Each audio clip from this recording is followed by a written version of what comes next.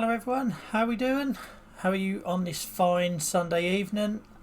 Guys, unbelievable Snuffle straight in the chat literally the second I pressed the live button. Welcome Snuffle, as always your speed is ridiculous.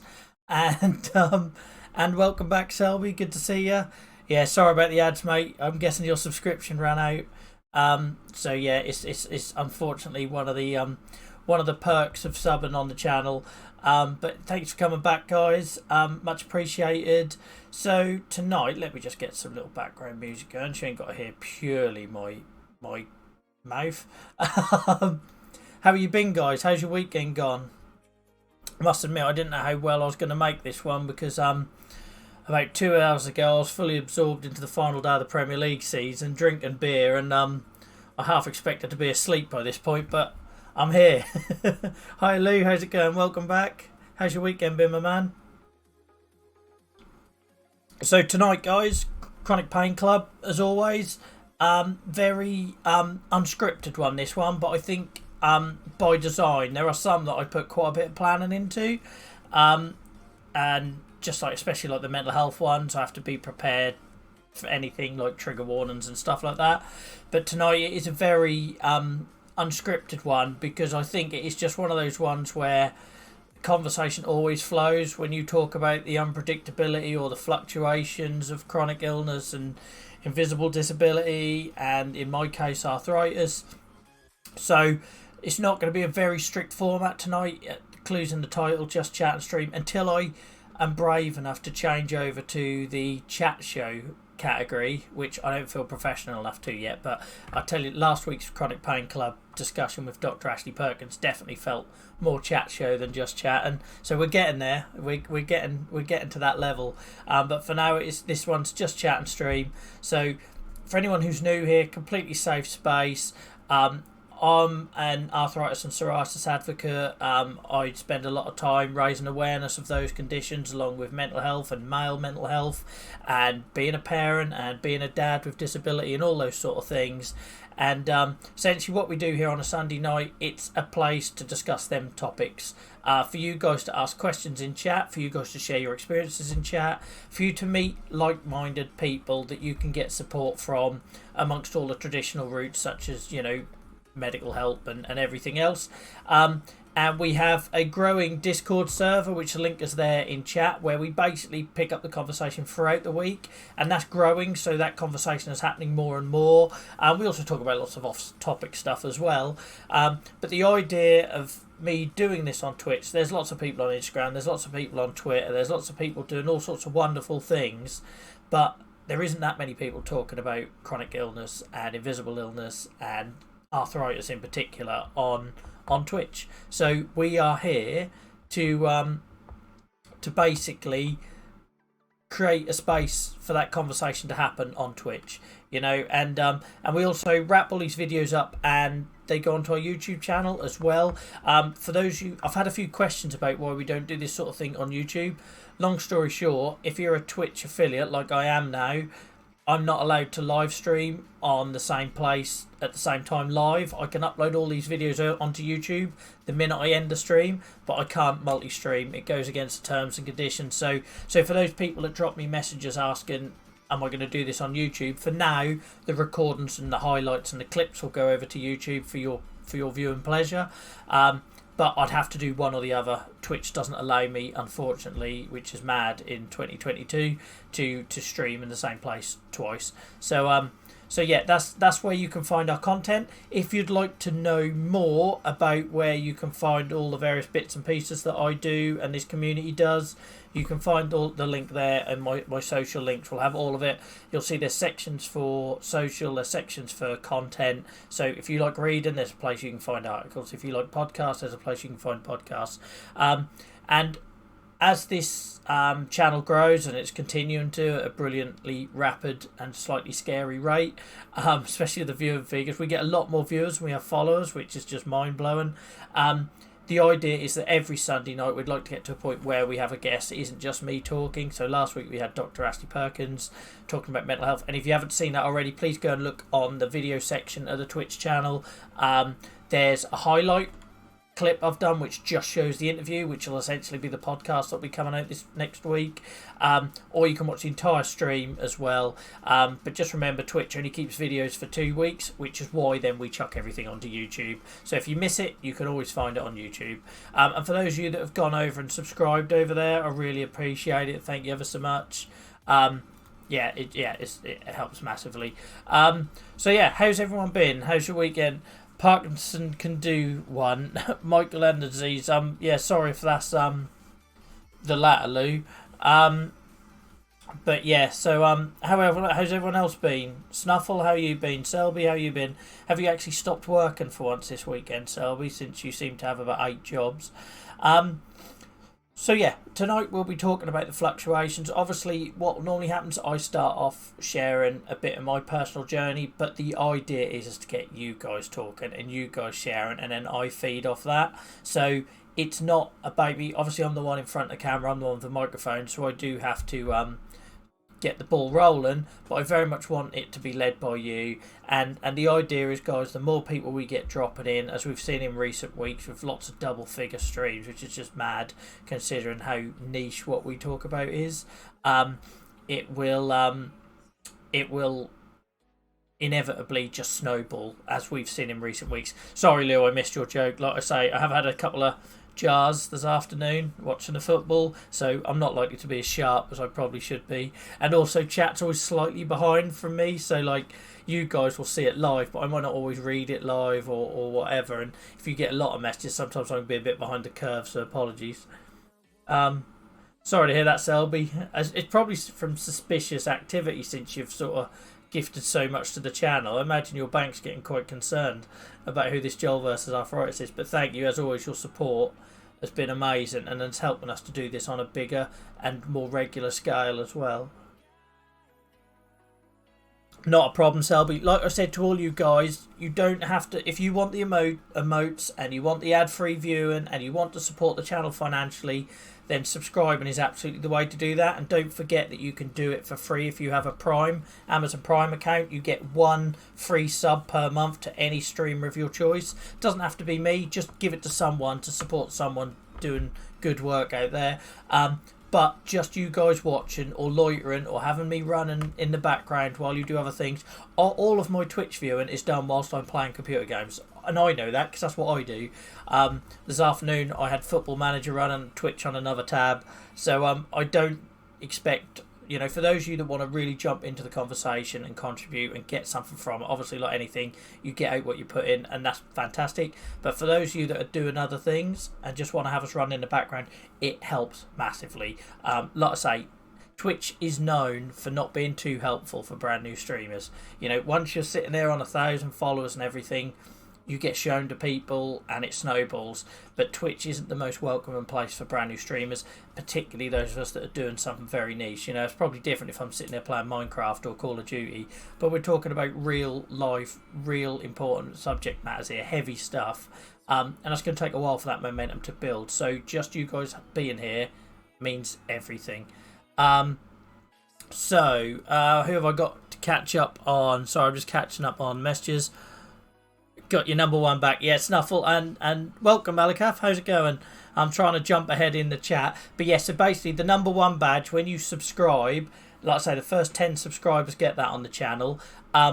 It comes back as soon as you resubscribe, but only when you're subscribed. That's just what Twitch does. If you want to show the badge, it's a bit like your subscriber badge. It's not there when you're not subscribed. It is when you are. How are you, Malakaf? I hope you're well. But you do keep it for good, but it's only displayed on the channel when you're subscribed to the channel. Too late now, Malakaf. I brought you in now. But thank you for the sub, Snuffle. I didn't see the resub, sorry, so I didn't thank you for that. I'm just trying to see if I missed it or if I got an issue with my notifications. Bear with me. No, I didn't get I saw my subscriber number go up, but I didn't get a notification that you'd resubbed, so apologies for that, mate. I will double check after the stream, because Twitch have changed some of the notifications to the stream and not what you see in chat. So it highlights first time chatters, it highlights people that subscribe, and you can't miss where people subscribe your end because you get the alert and the thing come up on screen. But the idea is for the streamer, it should highlight the message when somebody is a first time chatter or they sub. I didn't get that at all. I'm just going to check my other software. I just want to learn if I've missed. Yeah, no, I didn't get that at all. So sorry, mate. I will look. But thank you, nonetheless. Just a couple of minutes late. And yeah, you can always tell I'm terrible at remembering to keep up my subs. I always notice when I see an advert and then it reminds me that it's lapsed. I don't think Twitch is brilliant at telling you that. So if you're like one of these collectors that like to do the whole 9 months concurrent sub, it's really easy to let that slip if you have a week off the software. So what we got here, Lou, been a mild flare all weekend due to being off biologics. Sorry about that, since COVID and second infection. Yeah, and that's rough. And this is the thing that isn't talked about enough, let's be honest. The whole, you have a treatment that's working, and then COVID comes along and you have to delay it or stop it. And that can just be enough to let it back in again. So that is something we need to talk more about, because I think at the minute everyone focuses on the high risk thing, and they seem to have finally got that now, but they don't realise that knock-on effect. So I'm a good example, Lou. I had COVID for the one and only time in February, and I'm still all over the place at the minute. And I went and saw a specialist physio the other week, and apparently they're seeing loads of people come through the doors with it. So post-COVID, your immune system goes into like a high alert. This is how she explained it. There'll be more science and medicine behind this. And for anyone new here, I'm not medically trained. I'm just an advocate. So, I can only tell you my experience and what I'm informed. But yeah, apparently they're seeing lots of people where they have COVID. You stop your drugs, your body gets attacked by a foreign infection that's not seen before whilst you're immunocompromised. And then it stays on this like high alert state, and it explains why I've been getting more pain apparently. So I've been getting like sciatica and things like that, and the scans are clear, but apparently that's common. Hi Amy, welcome in. Oh, thank you ever so much for the cheer. I really appreciate that, Amy. Much appreciated, thank you. Like I said earlier, probably before Amy joined, but for Amy's benefit, just your viewership, guys, is enough. But like I do, very similar with the pain company thing, every penny I make for the channel goes back into the channel. Same with the pain company, every penny that goes into that goes into us trying to reach more people. So I really appreciate it. And in time, we can hopefully improve the quality of the streams and get a bit more fancy. And you never know, I might have someone one day lining up my Zoom interviews so you don't have to watch me doing that muddle every single week. But by the way, guys, thank you for everyone who's checked out the Dr. Perkins interview from last week. By far my most popular Chronic Pain Club stream in terms of rewatchers. We've had bigger ones live, like the Word Day and everything, but in terms of people that watched it after the event, that done really well. So thank you for anyone that shared that, contributed to it, or generally just helped. But yeah, good to see all regulars in, guys. So like I said earlier, for those who just joining, very relaxed. There's not much of a script to this one tonight, unlike last week's. We're talking about the fluctuations and the general sort of fluidity of living with chronic illness, autoimmune disease, arthritis, etc., and just how we live with that. And that serves two purposes. One, to make anyone who's watching this either live or watching it back maybe feel less alone, maybe learn something like coping mechanisms, tips, etc. But just as importantly, trying to get the message across to those who have to support others with these conditions, because people don't always consider themselves. And Amy, thanks again for the cheer, really appreciate it. And also, yeah, you did a thing, you need to give yourself some credit, because when you first joined this channel, I don't think you'd use Discord, and now you're cheering bits and everything, and like got your VIP badge next to your name. So yeah, really appreciate your participation. And you've now, I see, also got the little bits leader badge next to your name. So thanks for that, and hopefully you wear that with pride. But yeah, as I was saying, guys, the bit that frustrates me a lot with the whole, I don't have to support anyone with chronic illness, but people don't think about their work colleagues. They don't think about people they interact with in their careers or relationship. People tend to think it's just family. Oh, one of my family have arthritis. Why do I need to care about that?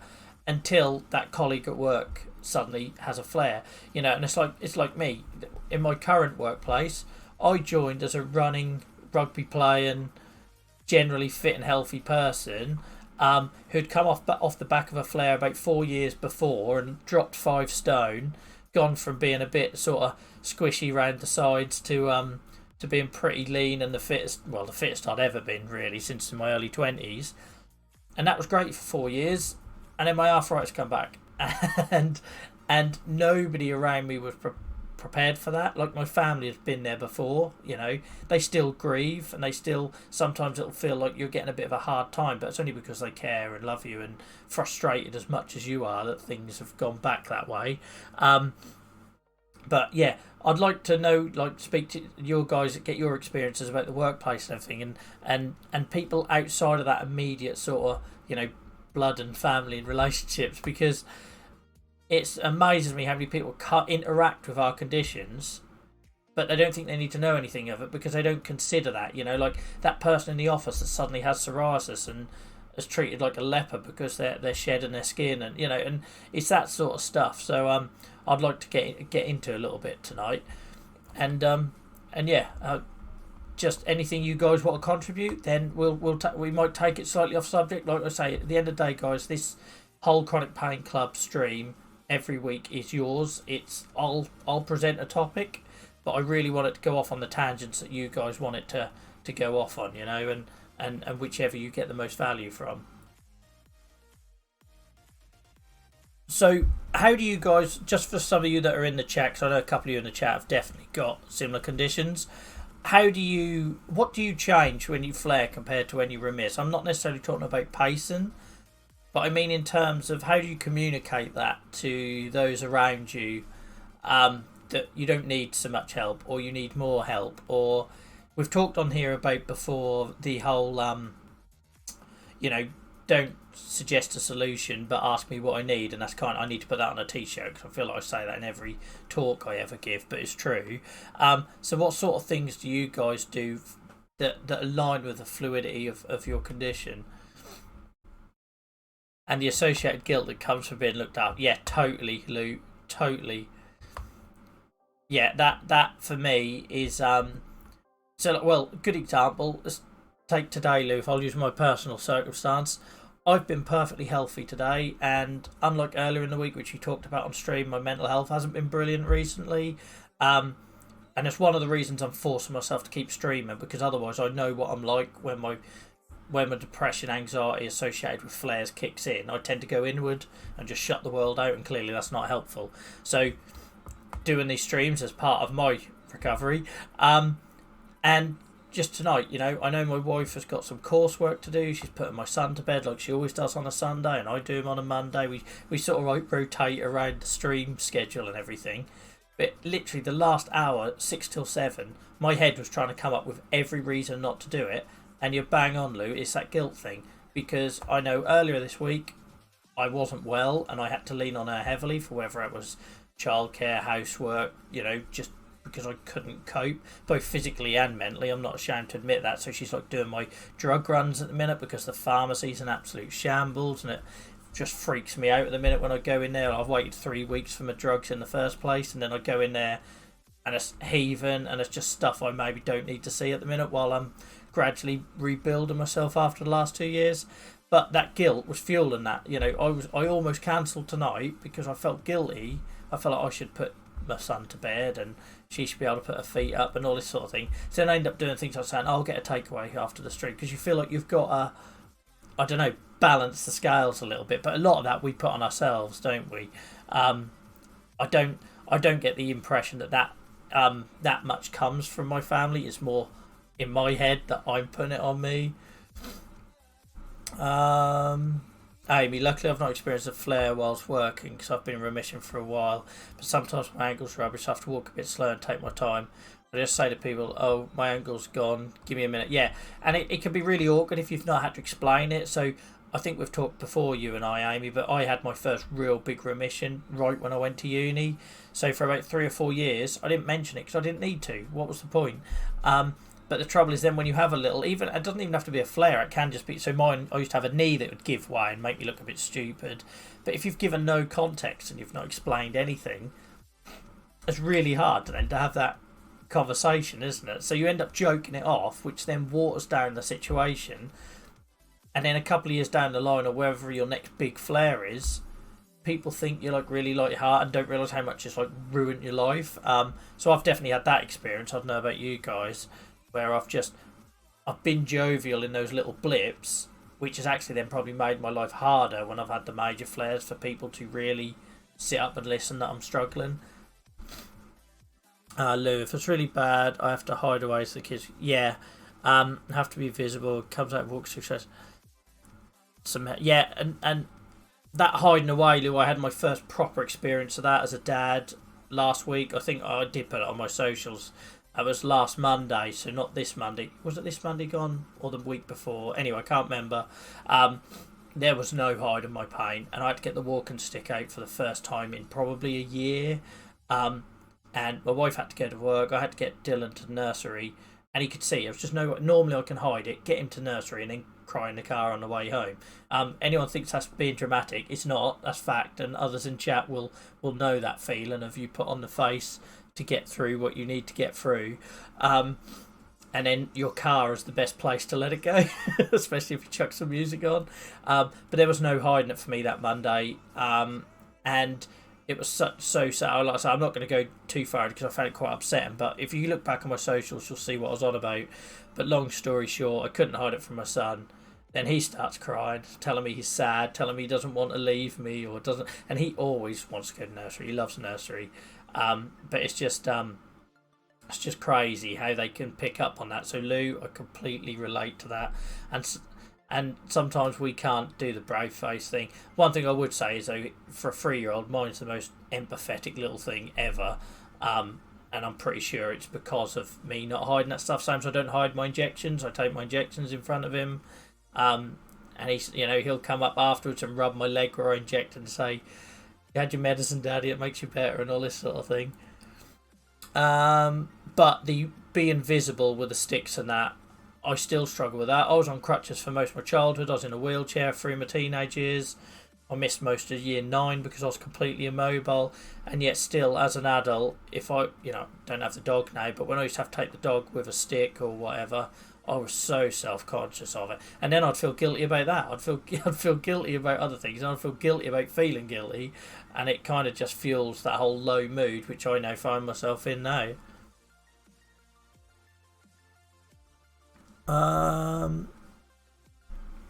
Yeah, and the organisers do send that message. I think for me, where I struggle is that's that kind of, I don't know, I don't see it as a failure's the wrong word, but I know there's a little piece inside of me that kind of, if I have to resort to that, then I know I've passed a certain point that I can't beat it off, if I use a sporting term that would usually be thrown at me, run it off, if that makes sense. Malakaf, I don't have arthritis, but guilt really is easy among the worst things I experienced for chronic. Yeah, it is by far, Malakaf, and a lot of mine, like I say, it's my self-guilt. That isn't guilt from others. That's guilt I impose on myself. And we talk a lot on this channel about resilience, and that plays a big part. Because, like I said to you guys before, if I have no pain, then my resilience is here, and someone can be unkind or say a unhelpful comment, and it maybe just dips out a little bit. But when your pain's really high and your resilience drops, then all of a sudden it really doesn't take a lot to push you over the edge, does it? Unfortunately, and that's something pain management teaches a lot about, that resilience. There's loads of different analogies that people use. So I've used the whole how many passengers are on your bus and the shouting, and it gets to a point where you can't drive because there's too much noise.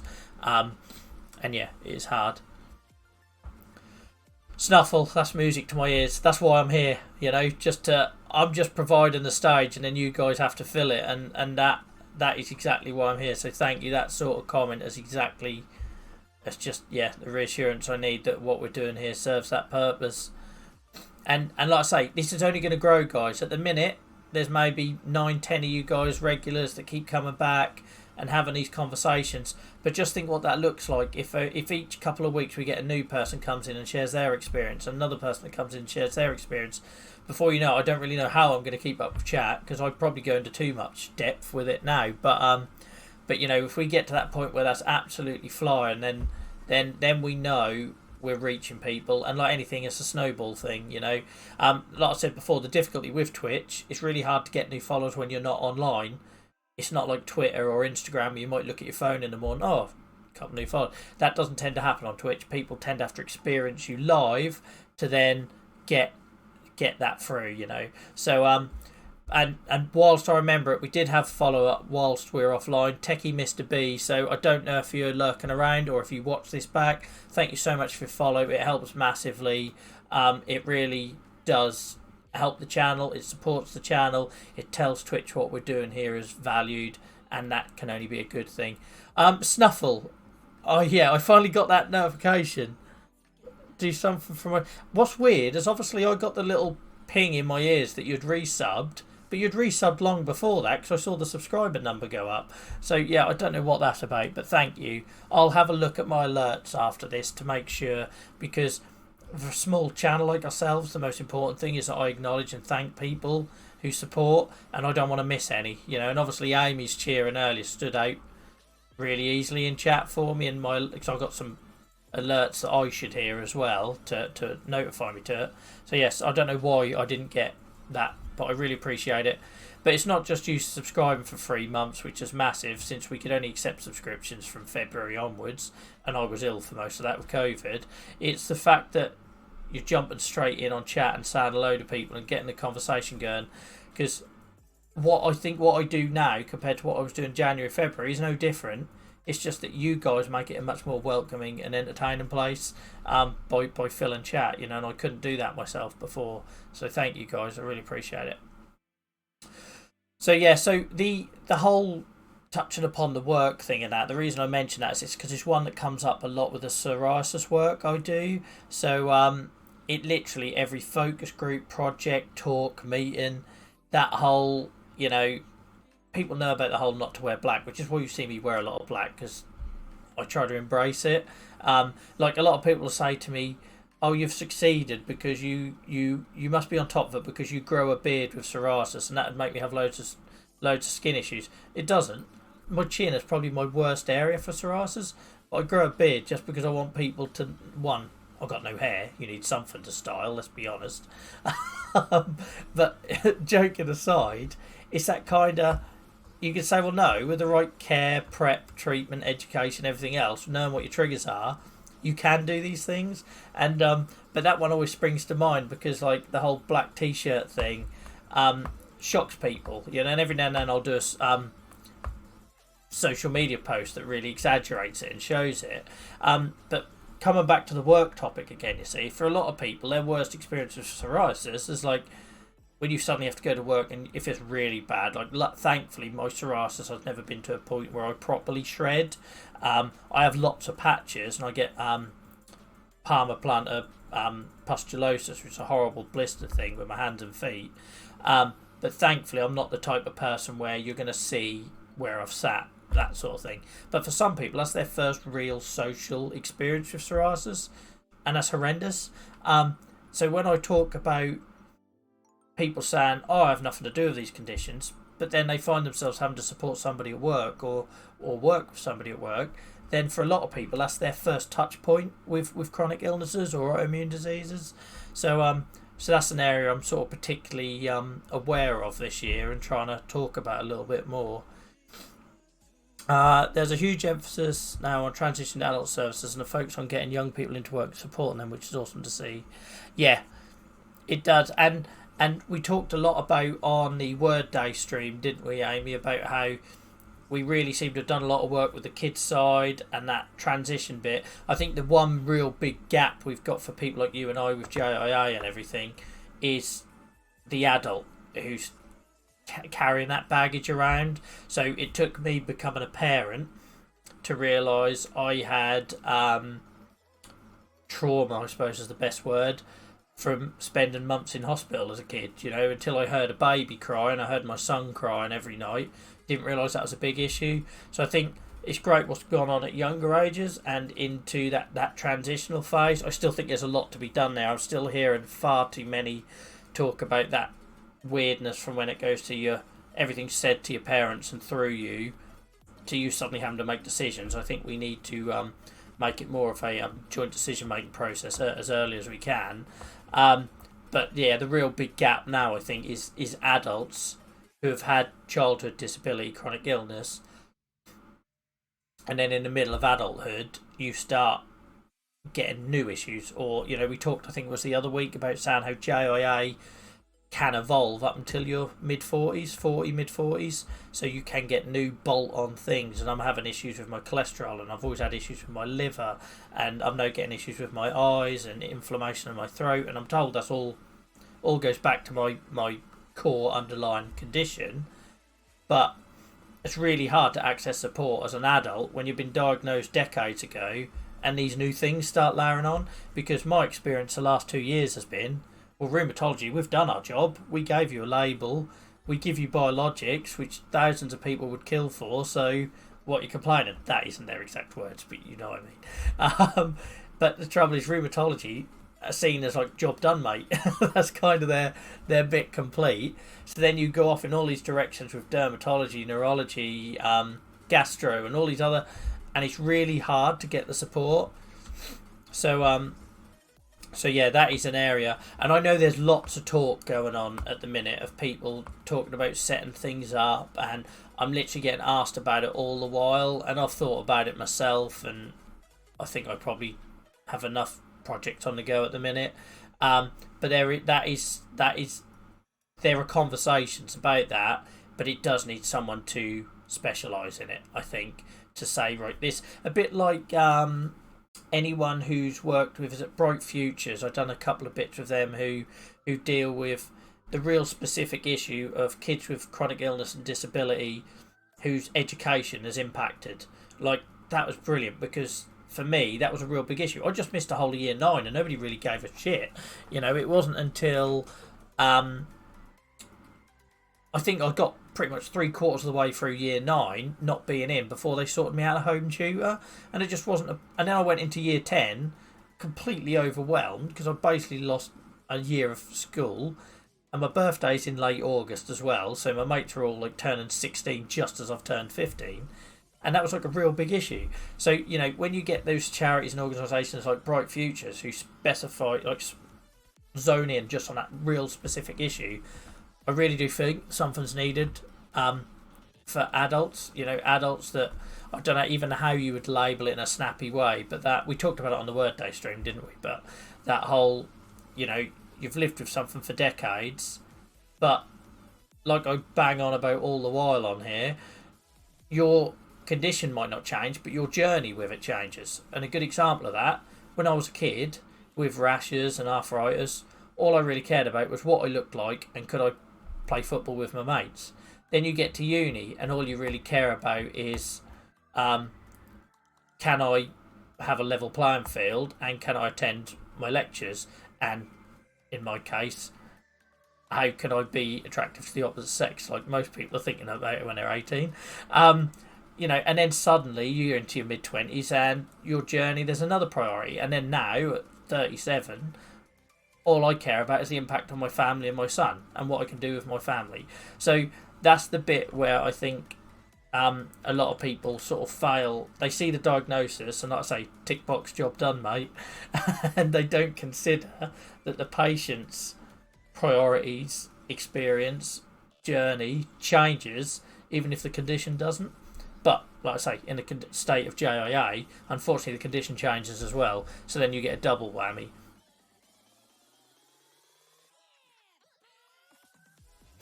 Yeah, it still needs a lot of work, Amy. And this is the thing, when I talk to people, and we do the interviews on here with like Rebecca from JR Project and all that sort of thing, when I'm being critical, I'm saying like I totally what people like yourselves do that have come along and addressed them issues and filled them holes.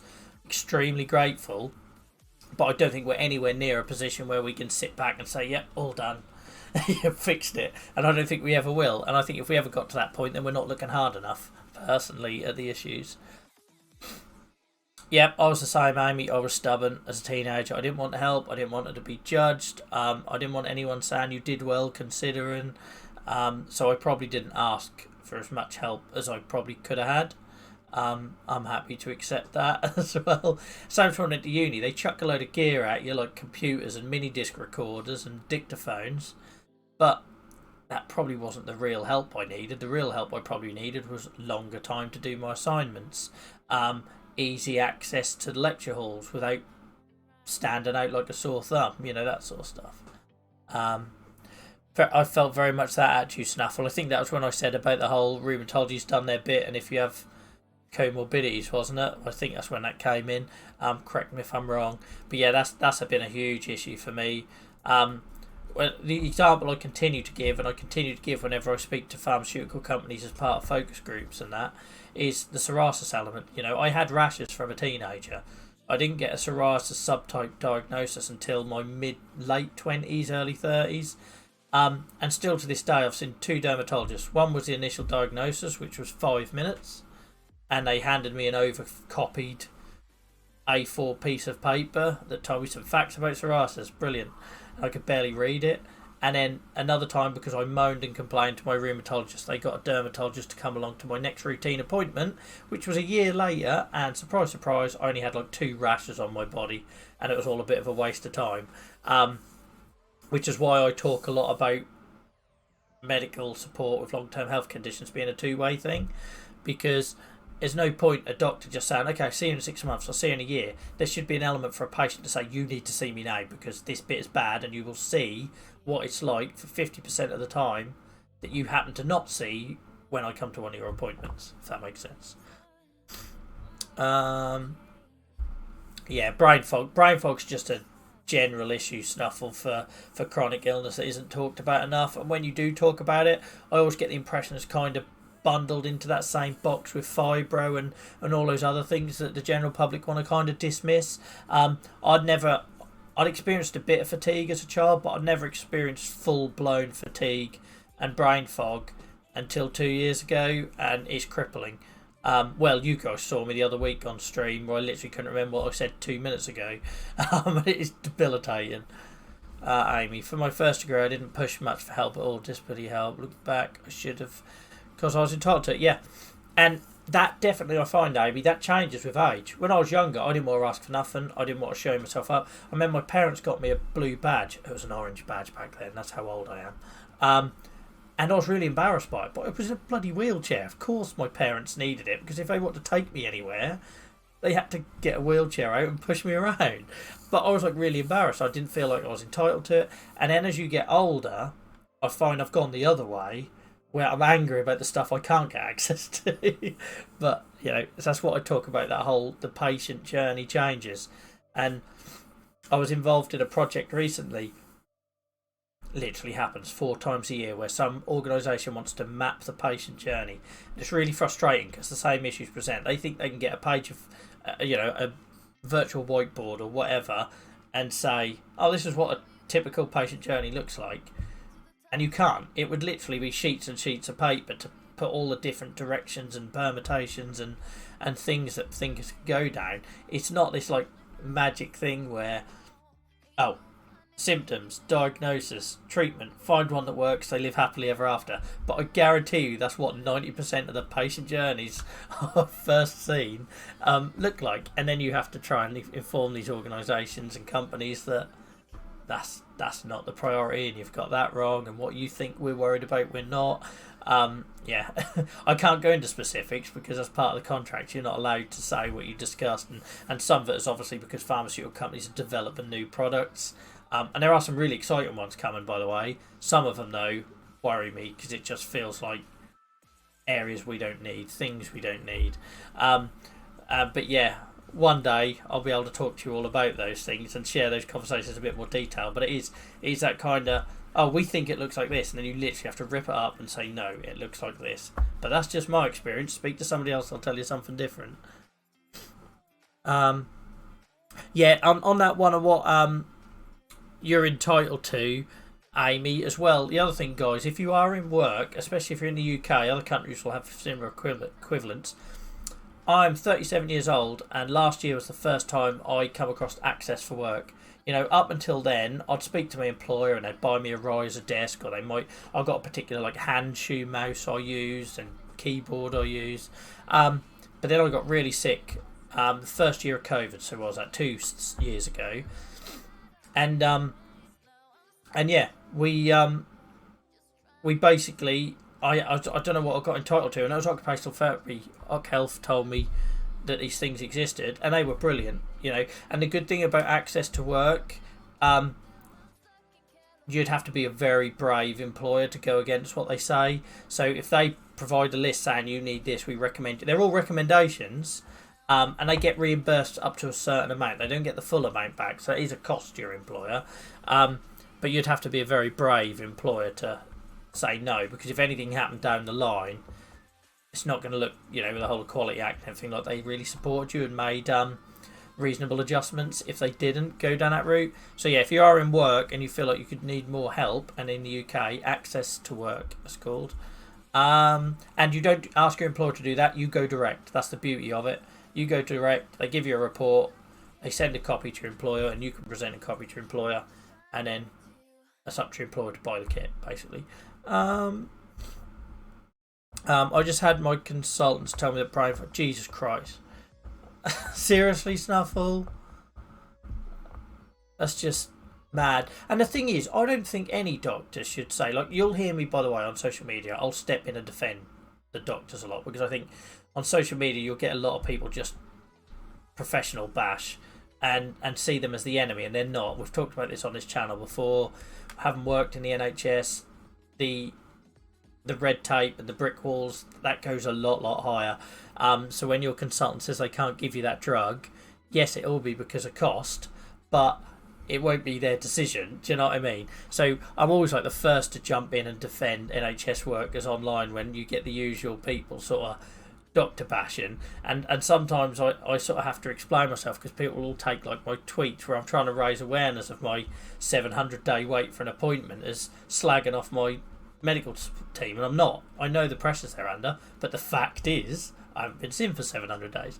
But I don't think, Snuffle, that any medical professional should say anything you report that you experience as not being valid, like, to you. Like, they might not agree with it in some shape or form or some, scientific way, but if you're telling them you're experiencing this thing, it's up to them to find out what it is. Like, they might not call it brain fog, but saying it doesn't exist is kind of invalidating your experience, in my opinion. And then they wonder why patients don't advocate for themselves and speak up, because there's far too many out there that are still trying to belittle and sort of keep this position of power. So I've talked about it on here before. My rheumatologist is a brilliant man, love him to bits, and he was like, massively influential in my life, my career, and all the stuff I do can normally be traced back, to what he's recommended to my parents or whatever many moons ago. But the trouble is, I've had him since I was 12. He's like a father figure, and it does make it then really difficult to say you're wrong, or I don't agree with that, or I respect your opinion, but because it's kind of like challenging your dad for the first time, So we really got to try and work on that and make. Well, I'm at the Psoriasis Association's conference next month, and my talk is about the role of patients in healthcare, and I haven't finished writing it yet, but it's going to be that sort of along the lines of we're an asset, use us, we're not the enemy sort of thing, because I'm well aware I'm going to be talking to a room full of doctors. So it's going to be a bit about sharing my story, but it's going to be trying to get across the value of us, not just to the pharmaceutical companies, not just to the charities who like to share our story for a few likes and shares, but every step of the process, decision-making process. We can help that, and we can work together to achieve common goals, because I'm sure if you ask doctors, they'd want more people on biologics, they'd want greater access to hydrotherapy, they'd want less wait times for X, Y and Z. We can achieve that together, but unfortunately I think it comes from that position, a position of sort of almost like insecurity. Like, who wants to be questioned in their job? I wouldn't want to, so I totally get that, but it's trying to find a medium where you can have those honest conversations, you can challenge things, but do it from a place of respect. And I just think, unfortunately, there's too many people out there that shout and scream and doctor bash at the minute, which doesn't help what I'm trying to achieve for myself anyway. Lou, I'm lucky that my employer is super supportive, happy to go through nonsense. Yeah, I'm the same, Lou, in that I've got a really supportive employer. I've had some horrendous ones in the past, but it doesn't matter how supportive they are. I haven't had many that will go out of their way at financial cost, you know. So unfortunately, them tools of access to work and everything else, it helps you down the line as well. Like, as somebody that has essentially lost their job because of their disability, but I was too young and naive to challenge it, and looking back now, how they treated me was horrendous. And the advocate Joel is embarrassed about how the regular Joel handled it, because I just rolled over and let it happen. But, you know, it was absolute discrimination and went against everything in the Equality Act and everything else. But the issue I had back then is, if I would have done some more of these things, like access to work and having people saying Joel needs this, Joel needs that, it probably would have helped me a lot more fight those rare bad experiences. Snuffle. It was less direct statement, but I remember being about 13 saying how bad brain fog. Oh, sorry, I thought this was recent. I just had my consultants tell me. Sorry, I misread that in Snuffle. I thought you meant like recently. Remember about 13 saying how bad brain fog had been. The consultants looked at me in confusion. Went on to ask about brain fog. Yeah, I'd like to think that hopefully they've come further forward than that. But like I say, for me, it's about validation. It's like, if I tell my doctor something hurts, I don't want him to say, well, it could be worse, or it's not that bad. I want them to say, sorry to hear that. What would you like? You know, what would... So the term I use a lot is like, sorry, brain fog in action here. Acceptable outcome. Do you know what I mean? Because what my acceptable outcome is might be different to Snuffles or Lou's.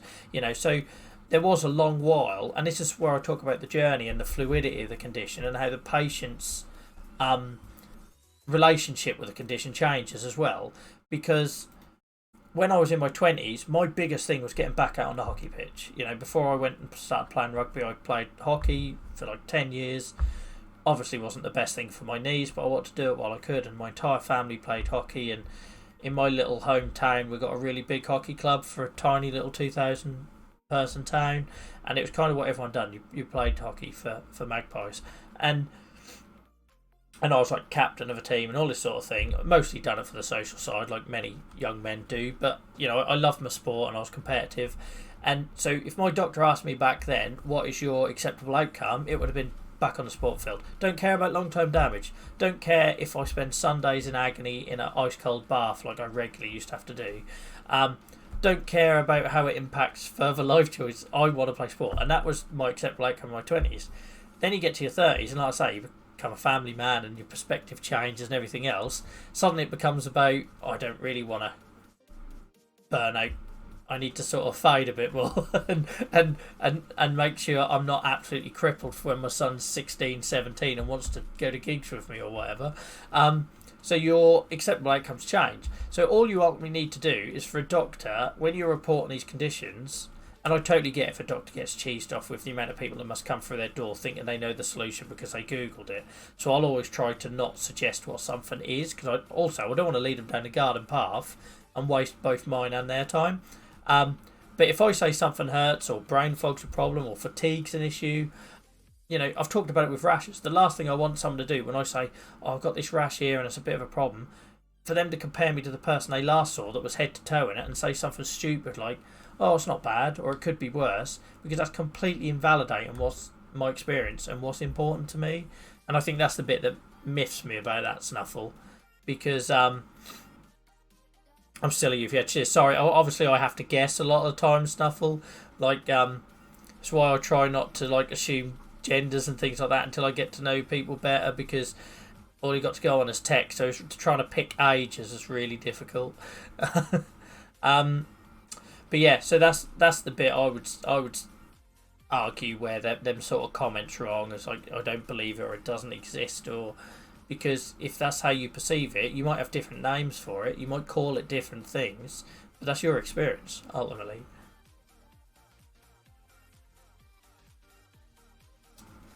But yeah, finding a support. And again, Amy, we talked about that transition. Who is preparing people like us, you know, when we were kids? You go into uni, and let's be honest, I went to uni because I didn't know what else I wanted to do. I literally didn't. So I went to uni and I thought, well, that'll buy me 3 more years. But nobody was preparing me for the workplace. You know, your rheumatology appointments don't change. Your access to support might, but no one's telling you about it. You have to find all that on your own. So I think that's the other big thing about that transition. You go from being spoon fed as a kid or everything being done through your parents to suddenly, there you go. Like at least in high school or whatever, you have a careers officer and somebody who talks you through college courses. Why isn't there anyone doing that with long-term health conditions about, okay, so when you're an adult, and this is where my doctor gets a lot of credit, because I want to be a gardener and a jockey and all these other physical things, and he sort of had to say to my parents, he ain't going to be wanting to do that when he's older, buy him a computer. And, my parents went out and found money when at a time when computers were ridiculously expensive. And here I am, wasting my Sunday evenings on Twitch. So yeah, got a doctor to thank for that. But you know what I mean? Like he did shape that, but there was nothing telling him to do that. There was no framework. There was no guidance. There was no nice guidelines for how to help kids with arthritis prepare for later on in life. And if it wouldn't have been for him influencing my parents, I was offered a job at a local horse racing yard. And I could have gone down that route and got to 25 and realised my entire career was ruined because I couldn't do the activity anymore. So that's where I'd like to see more work done. Thank you, Amy. Make me stretch. To be fair, I've been doing gardening this morning, so I've done better than I would for most days. I love my gardening. Like I say, I definitely wanted to be a gardener when I was a kid. I wanted to have my own business and all this sort of thing. And I used to do gardens. I used to bunk off school on Fridays to earn 25, 50 quid gardening for the day. I used to love it. And I kind of let it slip last couple of years because, anyone who follows me on other platforms knows it's been a pretty rubbish couple of years for me. It's been a pretty rubbish couple of years for everyone. But for my treatment to get ruined and my condition to flare right before the pandemic when suddenly all medical personnel were inaccessible, it's the worst possible time. And I kind of lost connection with it. But my wife wanted us to grow some... We've only got a tiny garden, but she wanted us to grow some container veg and fruit. Now, not only because cost of living, it's free veg, but also Dylan, I grew some potatoes and strawberries last year and he absolutely loved it. He was fascinated by it.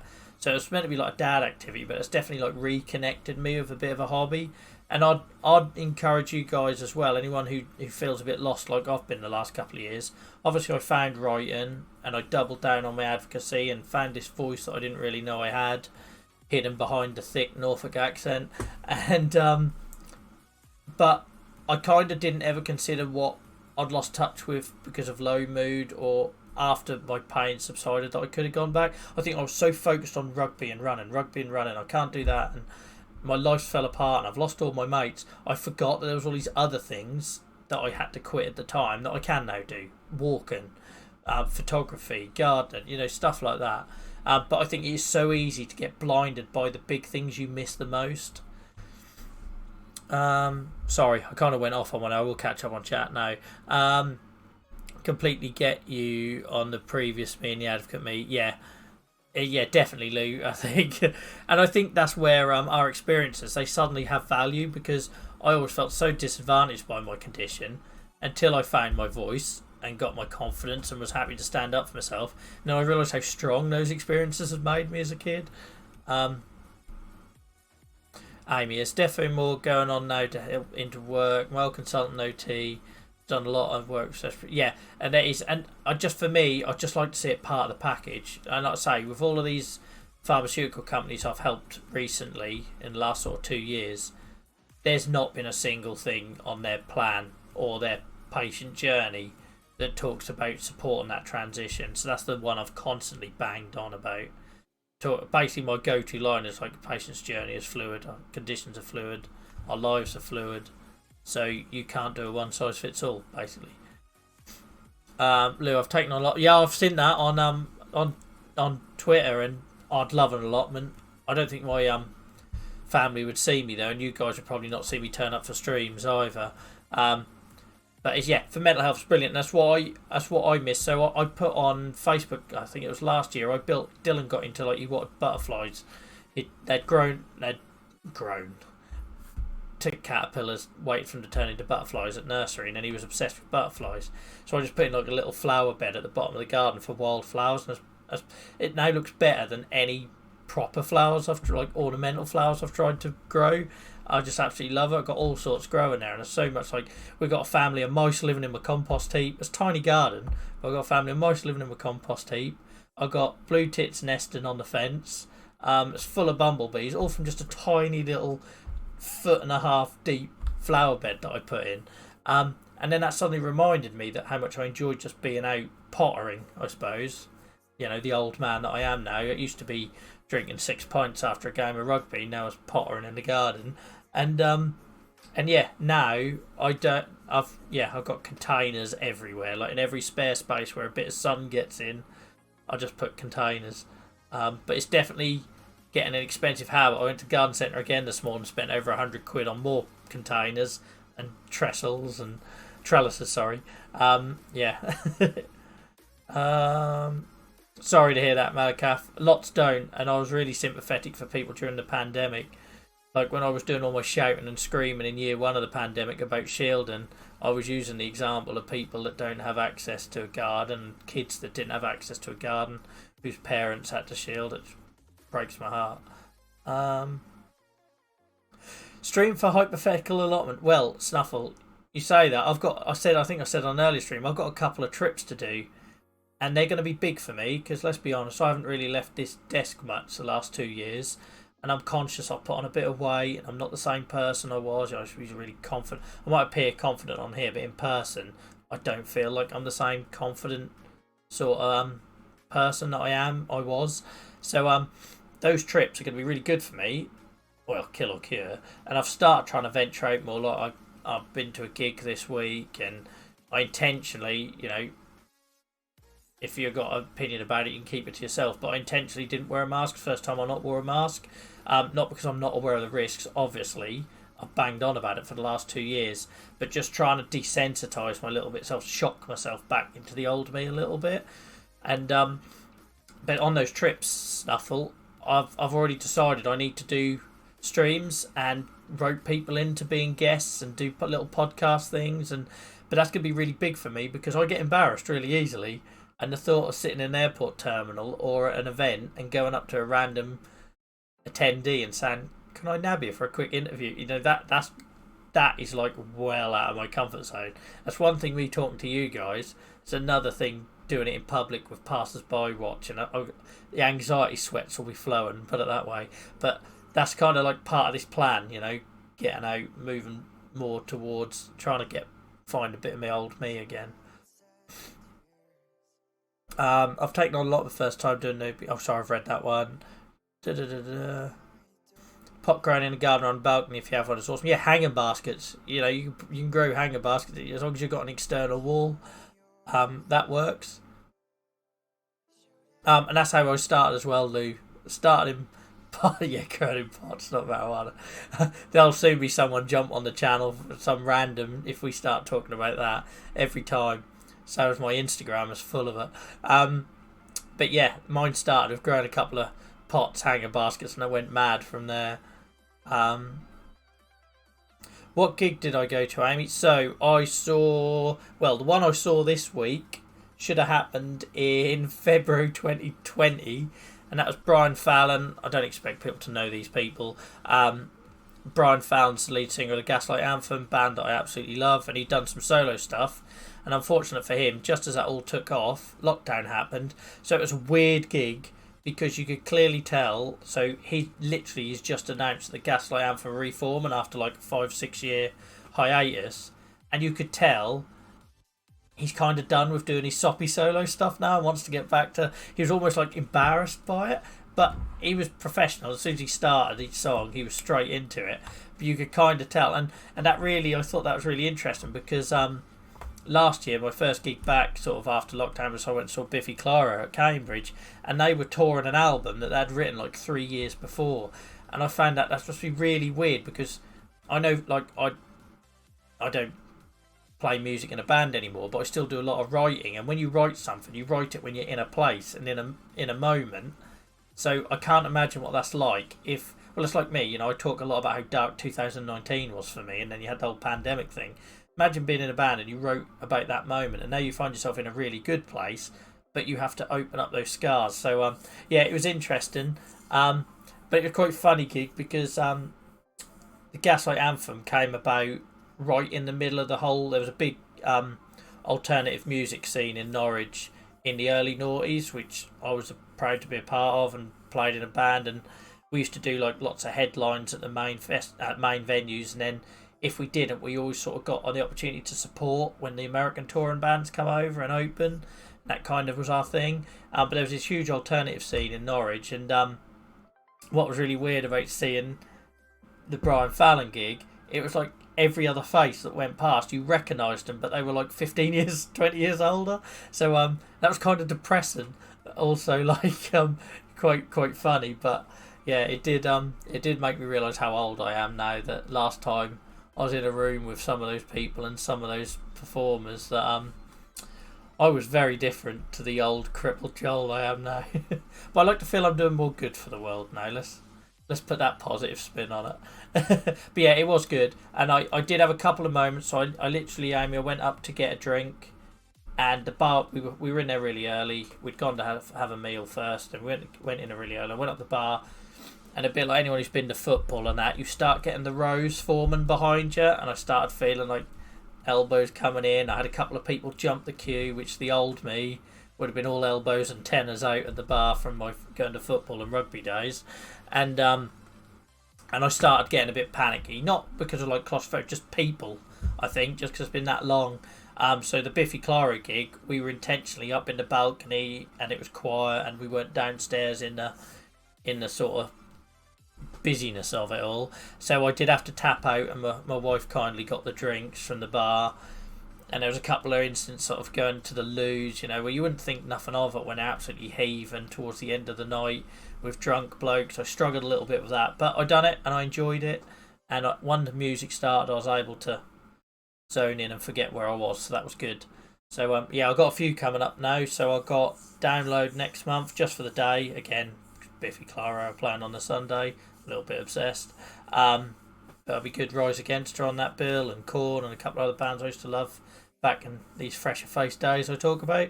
Then but I'm not looking forward to Download, like I say, on the toll on the body or anything, but I've got recovery days after that. And then I got the Green Day Fall Out Boy Weezer gig in London is that June, July as well? And then Gaslight Anthem later in the year. What we got in here? Yeah, I must admit, Lou, I was struggling big time standing. Like my wife was even struggling, and she's on her feet all day as a nurse. But I think it's just you're not used to it, that whole. So I'm not looking forward to Download, especially if it's raining, because that makes it quite limited where I can sit. But I think I mentioned before on here, Download have been phenomenal with supporting me. So they got me access. I'm on the accessible car park, so if I do need to have a timeout, I can just walk to the car and shut myself away. And I've also got sort of access to sort of accessible toilets and that sort, because I thought if I'm there from like early in the morning and by 10 o'clock at night I'm crippled up, then at least hopefully I've got some handrails and stuff. Corner comes to my city. Yeah, I must admit, Renault, back in the whole new metal days, I was very much a Limp Bizkit guy compared to Korn. I did like Korn, but they were obviously a bit more. I think Limp Bizkit, where they were more straight out rocky, you could tap your foot to it. Korn were obviously a bit more experimental and crossover and everything with the whole rap and metal thing. And then I watched, I don't know if any of you guys have seen it, about the Korn guitarist. Oh my god, what's that documentary called? About how he found religion and all that. Like, I think you guys pretty much know my views on religion, but it was a really cool music documentary about a guy that leaves his band, connects with his family, and then misses it and comes back. And yeah, if I need to find out what that's called. I follow him on Facebook. Can't remember what the name of it. Korn documentary. Loud Crazy Love. I would recommend you find 2 hours of your life to watch that, especially if you like your music. Like I say, he made some wild decisions and really doubled down on the religion thing out of nowhere after he stopped taking lots of drugs and everything, and I think he probably was just feeling guilty and trying to atone for some of the decisions he made. But yeah, that is a cracking music documentary. In the last 2 years, that one, and there was one about Lynyrd Skynyrd that I saw on Netflix. But they were both right up there. Fantastic documentaries. But yeah, and this is the thing though, going back to like the chronic illness thing, people don't realise the amount of planning, like, and I'm going to be really honest here as well, and like when we talk about family pressure and that, so I've got 2 gigs coming up that I'm equally anxious about. I've got Download, which is all day. If I get cold and wet, I'm going to be screwed for weeks because people don't know it a lot, but biologics lowers your body temperature. It really lowers my body temperature. My body temperature is normally around 35, 36. So when I got COVID, my temperature was like 38.2, but I felt like I was 40 degrees. So if I get cold and wet, I stay cold and wet for an eternity, and then it affects my joints and skin and everything else. So I'm worried about that because it's all day, thousands of people, it's outside, so the weather's an issue. But I've sorted out, like I say, accessible parking, accessible toilets, etc., etc. Then on the other side of that coin is a gig that should be a lot more relaxed, going to Green Day London Stadium with all my family, like literally my brother, sisters, mum and dad. Proper.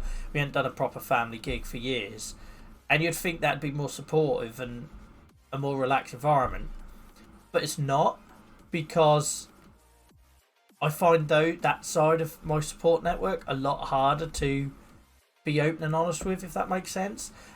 Because they're more likely to be, oh, just get on with it or whatever, and that's kind of just how my family is. It doesn't come from a horrible place, but because they grieve when I flare like I grieve, their response to that might be run it off or pull yourself together and all those really other very British dated terms. I'm being careful what I say. But the point I'm trying to make is, you've got the big festival which you have to do loads of planning for, and then you've got the one with family, which actually in some ways I'm more nervous about, because if I wake up that day and I have to bring a stick, I don't even want to think about what that looks like and what that conversation might be like, or lack of sympathy, or I'm having to be really careful with what I'm saying, but basically that, you know, and this is what people don't realise, that your condition, going back to the fluidity and the journey, and how the journey is not a constant. So those 2 experiences, though on paper exactly the same thing, they present 2 completely different sets of problems that I have to plan for, and all scenarios, because you know with arthritis I might wake up tomorrow and be one type of person, I might wake up the next and be completely different, just as Amy said in chat, you know, and that is that difference, and different people respond to it in different ways, you know. So that it's constant worrying, and they wonder why so many of us got depression and anxiety, or carry shit from years before like I do, that I only discovered once I had a child, and you know, all that sort of thing. I had no idea biologics lowered your body temperature. Doesn't for everyone, Lou, but it is a well-known thing, and it certainly does for me. Again, I was on biologics for about 7 years before I realised that was fact. I knew I experienced it, but I was about 7-8 years before I realised that was fact. And because I used to joke about it, I'd say, oh, I feel a bit feverish, and you know that feverish feeling, right? You know, if you're on biologics and immunosuppressants, you experience enough infections, like literally every bloody month, to know when you feel a bit feverish. You know, for me, I find myself clenching my jaw, and you get the shiveriness, the pin pricky sort of like skin, like you're cold or been scared or whatever, and you get these sort of like that feeling, and I also get like a dizziness sort of feeling when I'm feverish, and I know when I'm feverish. I associate that feeling to when I had flu as a kid. I've only had flu twice in my life, well, before COVID, depends if you want to class that as flu. Regular flu as a kid, and swine flu and that had been 2000 and something, and both times I get that fever. You know you're feverish, right? And let's be honest, it can be the weirdest little signs as well, like your skin is more sensitive, or you're more aware of stuff. Anyway, the amount of times I've been like, said to my wife, oh, I feel feverish, and we'll do my temperature, and she'll be like, well, it's only 36.5, what are you worried about? And it took me years to realise that's because normally now, if I do my temperature now, I'll be 35.8, 36, like stupidly low. So, like I say, COVID, I was the whole proper shebang feverish. You know, my oxygen sats were getting to below 90, and I was like, we had a proper cut. Well, you might have seen the videos. There was a couple of hours there where we really thought I was going to have to go to hospital. Yet my temperature still said 38.2. And you can imagine the conversation when you ring up for an ambulance or 111. Yeah, I got COVID, I'm really suffering, I got high fever. Oh yeah, what's your temperature? 38.2. And it wasn't until I got a new alert card with an updated biologics provider that it said may mask infections, may mask fevers. Up until then, the documentation had only said may mask infections, but that was the first time it specifically said may mask fevers. So now I tell everyone that, and the reason I tell everyone that is because, I don't know, let's think worst case scenario, you get sepsis or something. I generally am not sure that my body would even get to 40 degrees now. So I feel like I have to tell my wife and my parents and all this sort of thing, so that if I get to a point where I'm like, you know, I had it with flu when I was a kid, proper like semi-unconscious, delirious fever, then I need somebody to advocate for me and say, ignore the temperature, it's irrelevant. I'm finished 36.9. Yeah, I'm the same, Luke. If I got to anywhere near 37, I would feel like I had a temperature of 40. I generally would. Anything 37, 38, I just class that as me having a fever, because I feel exactly the same. What I would say, mate, don't feel like you have to be sitting on this stream if you don't feel well. You know, feel free to go lay down and drink some fluids. So I don't want you feeling like you have to show up if you feel like shit. Random question: has the plant behind me always been there? Which one? I've got to get my pointer right. That one or that one? The Devil's Ivy has always been there. It's just getting longer, so it's eventually going to trail across the background. The one over my shoulder here near the WeGo t-shirt, that's new. That was from downstairs and it was taken over the living room window, so I moved it up. The only thing is, every time I open my drawers now, I keep knocking bits off it, but that won't do it any harm because it is literally out of control. I've got a habit of buying these like little succulents from Tesco or something because somebody doesn't want them and they're reduced to like 50p and I feel sorry for them, and then they end up just going mental. So yeah, I brought them in because this room doesn't get a lot of light, and obviously when I stream I'll shut the curtains and all this sort of thing to try and calm it down a bit because it's gone mad. But normally all I can grow in here is Devil's Ivy, spider plant, stuff that likes low light. I'm waiting on my sister. She's been doing me an offcut of a snake plant for forever because I want something over my shoulder upwards, just for background. But yeah, good spot, guys, good spot. That shows you how often you're hanging around in this channel, doesn't it? But yeah, the Devil's Ivy on that side is like ridiculously long, but you can only see that last bit of it. But if I was to hold that out, that's probably about 3.5 meters long. I don't know if it ever shoots off a second shoot or if it just keeps growing the same one. But yeah, they handle low light. I only water mine once every week or 2 weeks. I tended to water my indoor plants on a Saturday, and spider plants can go a week or two. And they're really good at telling you because they start going brown at the end long before they get to like dying point. So if you see the colour start to go out of them, top them up and they soon come back. I only just noticed on that side I've got a psoriasis patch going on, so ignore that red cheek. I know I said I'd had some beers earlier, but that's not like, that's too high up to be alcohol. I've got a really awesome, I can't remember the name of it because my sister is like, she's one of them people where you go into their house and there's like plants everywhere, like literally you get crazy cat people, she's a crazy plant person, and it's just, they're everywhere. But the good thing is you can tell her what sort of plant you want and she'll do your cutting, and a couple of months down the line you get it. I don't know what they're called, but the ones, they're like a cheese plant but they got white spots on. I've got one of them growing in the window just so it gets a bit more light, but eventually that'll get really big and then that'll be my backdrop. That's the idea. No, thank you, Lou. Yeah, didn't realise you were ill until that last bit there, so even more impressed that you showed up and supported us and also got involved. Thank you for your insight and your questions, because like I say, guys, that's what makes this show. If it was just me chatting to myself, which I know technically is just me chatting to myself, you know what I mean. If it was me just thinking of things to say, it'd be a pretty boring show and it wouldn't do as well as it does. So thanks guys for contributing, and yeah, I hope you feel better soon, mate. get outside in that fresh air again when you can, but make sure you take it easy first. So yeah, I mentioned on Tuesday, would it have been Tuesday? So I might have missed it by one day. We are just text on the screen, just so much more than that, Snuffle. You're my fuel with all your constant over optimistic projections for this channel, which annoyingly has come right to some extent. But yeah, as I said earlier, I'm off work for a few weeks, guys, and I'm determined not to wallow and do nothing because, like I said, would it have been Wednesday's stream, on the Animal Crossing stream, that is kind of my default. I feel miserable, my mood gets low, and I tend to just shut off doing things. So I'm really trying to make an effort with hobbies and activities and stuff like that. And I'm hoping to do a few more streams in the coming weeks. So if you guys can let me know, I haven't done no plugs this stream, where the conversation's been so good. We have a Discord server, guys, where we talk about all this sort of stuff during the week when I'm not online.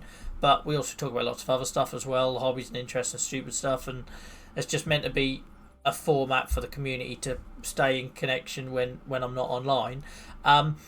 If any of you guys are around in the next couple of weeks during the day and would get something from a daytime stream, would like to see me trial something different for the channel, I've got the time to do it. And I know if I don't do it, or if I leave it too much, I will freak out, worry about what it looks like because I'm not at work and all these sort of things we talked about earlier in the week.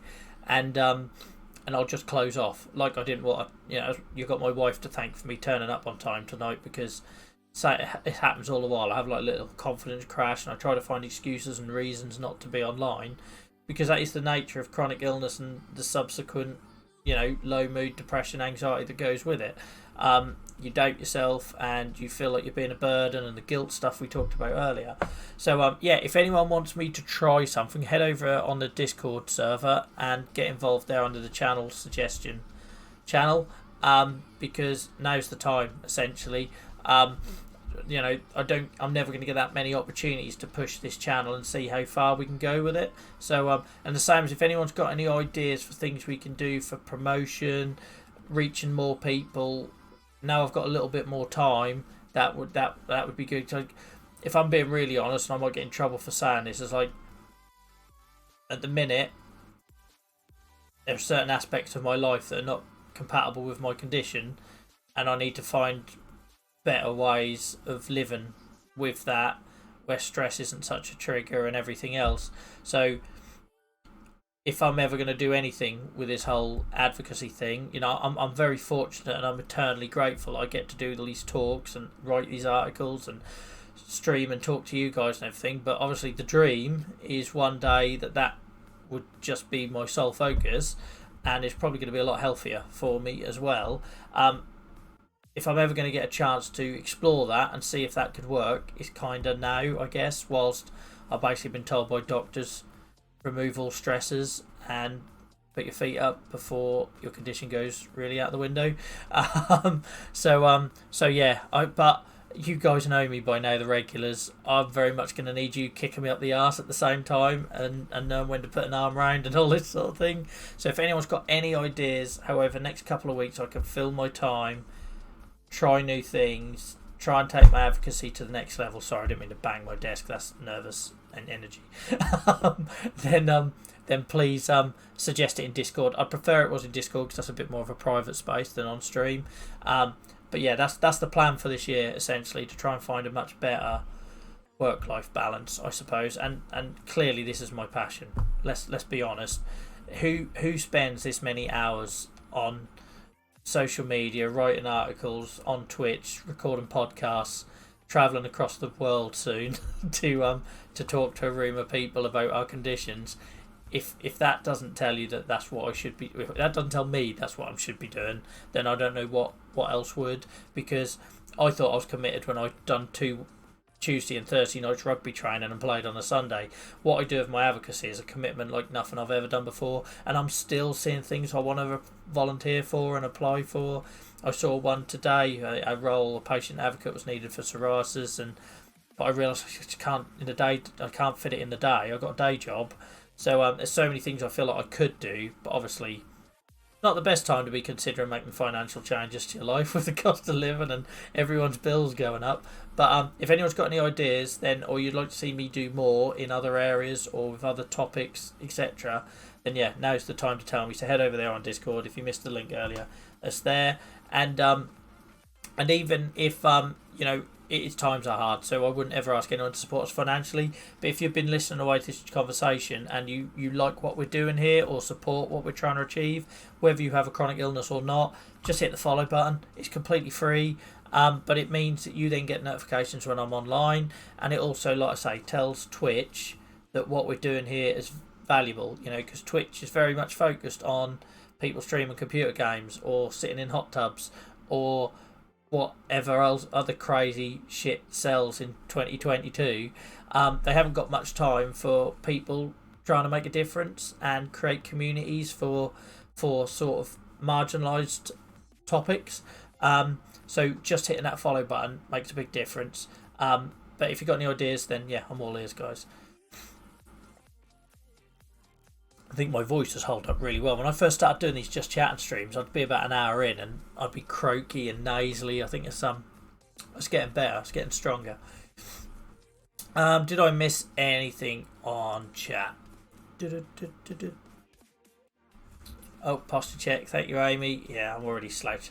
I've moved my camera out a bit more for these streams because obviously when I'm doing the Animal Crossing stream, and if you're new here, guys, we stream Animal Crossing on a Tuesday night, and that's a similar theme. Building a chronic illness community, raising awareness of psoriatic disease on that particular piece of work. And I have to have the camera quite tight because I'm just a little box on the screen. When I do these Just Chatting ones, I realise how much I use my hands. And I was watching a stream back the other day and you couldn't see none of the hand movements. So I've moved it back. But what I did realise, it's going to get me in more trouble with Amy over my posture and clearly more questions about plants and things in the background. I hope so, Snuffle.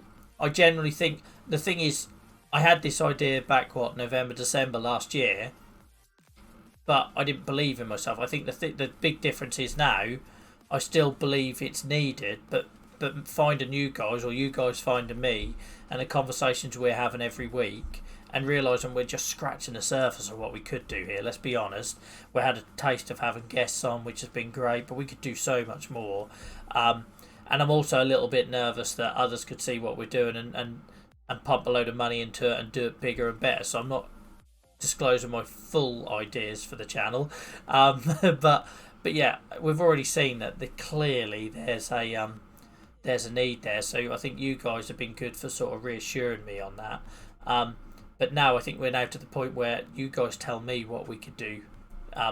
What can we do? I know in my head about the podcast and the Just Chatting and the Animal Crossing thing. That's all fantastic. But how can we turn up that volume? Like I normally jokingly say, without me getting in a bikini and sitting in a hot tub, because nobody needs to see that. But if anyone's aware, so I've started to make connections. Like I said, I'm on the peer-to-peer network site now, which supports and basically advertises when marginalised streamers are online, and now I'm using that as well to try and connect with other streamers. But I must admit, many of the people on there are on there from like a gender, sexuality, mental health perspective. They really, and it shows you how few people are doing the whole invisible illness thing or chronic illness thing. So I'm working away on that in the background. But yeah, happy to take your ideas on that, guys. So we've got half an hour left. Is there anything? What do you guys want to talk about? Is there anything we haven't covered yet already, or is there anything anyone wants to chuck in as a topic? I'm just checking I haven't missed anything on chat.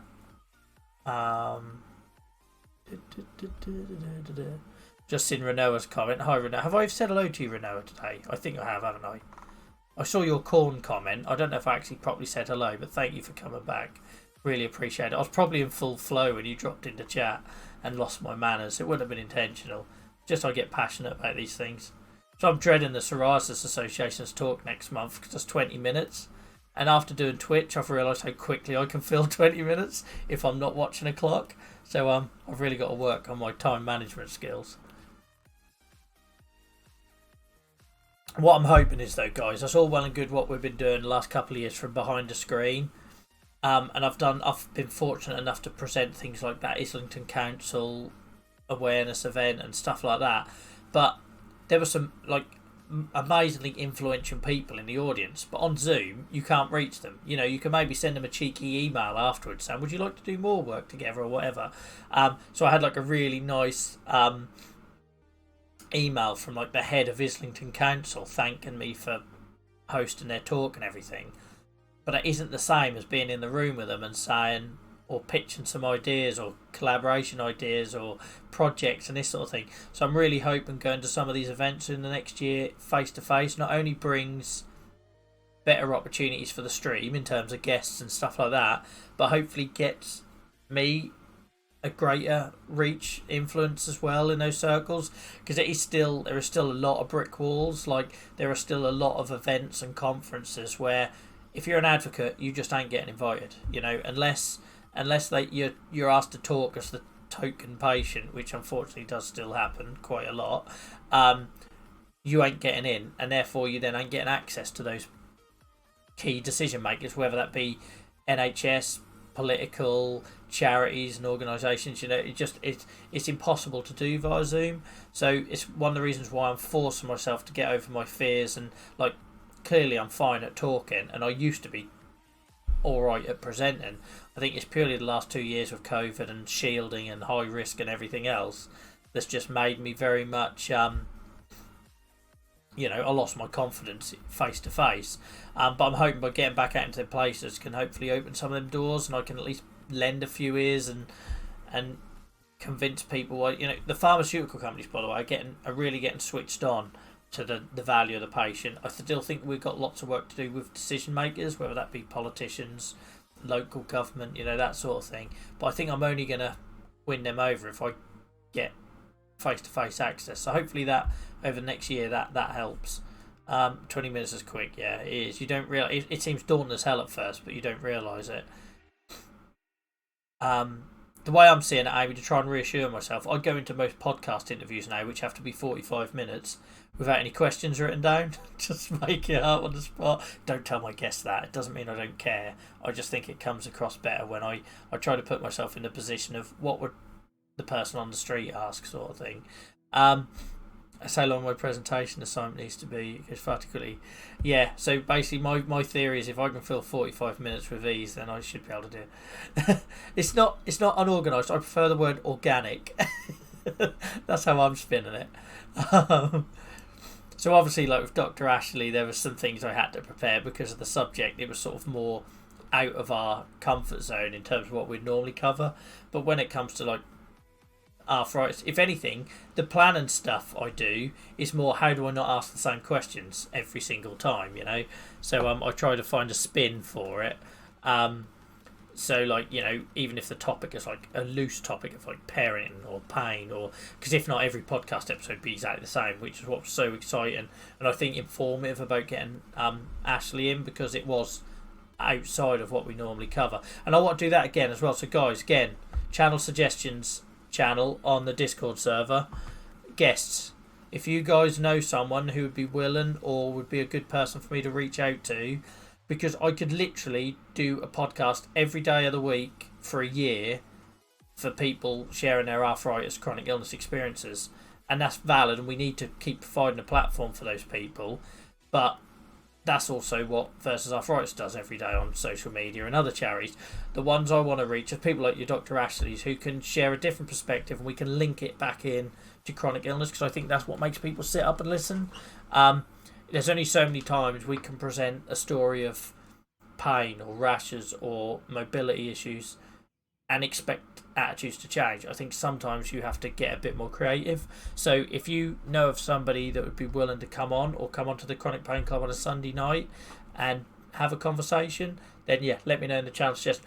The reason I ask on Discord and channel suggestion is there are a lot of people out there out for the same guests. Unfortunately, podcasts are very popular now. And you tend to have these conversations on Twitter, and you find all of a sudden that other person that does podcasts has got them first, sort of thing. And it shouldn't matter, but that's the world we live in. They're not going to listen to your episode if they were on that other person's the week before, sort of thing. So if you can put it on Discord, that'd be great, and I'll reach out to them. Yeah, I use the word organic far too often, Amy, as a cop out for unplanned, disorganised, casual. Snuffle. When I first started doing this sort of thing a couple of years ago, people were like freaked out and shocked and honoured if you asked them to be involved.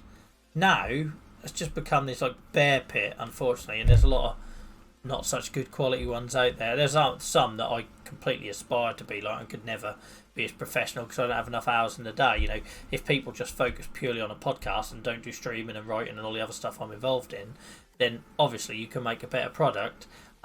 But I don't make any money for podcasts. I do it just as a way of airing those conversations for the benefit of whoever hears them. But unfortunately, it has all got very monetised, and in them worlds, you know, when you say, "Oh, do you want to come on and have a chat?" and someone asks you what you're going to pay them, and you're like, "Well, I've not even had a payout from my Twitch channel yet. Well, how can I possibly pay you?" Unfortunately, that is the world we're in now. So that's why I say, people that are willing or do it just for the awareness reason, really. And I don't mind if someone's got something to plug. I totally get that. If someone's got a book coming out or something they want to talk about in between or at the end, then that's no issue. If I can help that way, that's great. But I think it did make me realise that even though we maybe didn't have like some of the record numbers we've had on other streams with Dr. Ashley's one, seeing how many people have watched it back afterwards just made me realise that yeah, we can do a lot of good by taking these various areas, like you say, brain fog.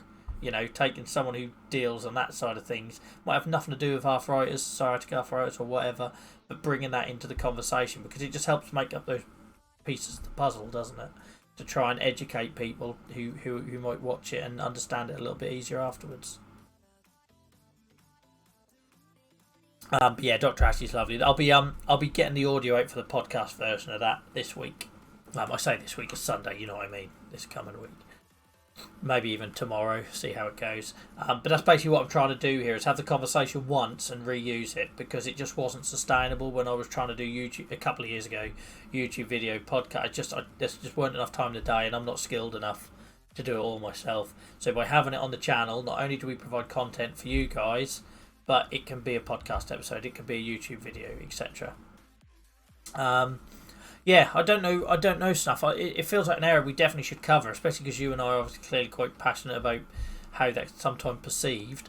But I'm trying to think about who we could, if there's anyone what field that would sit in.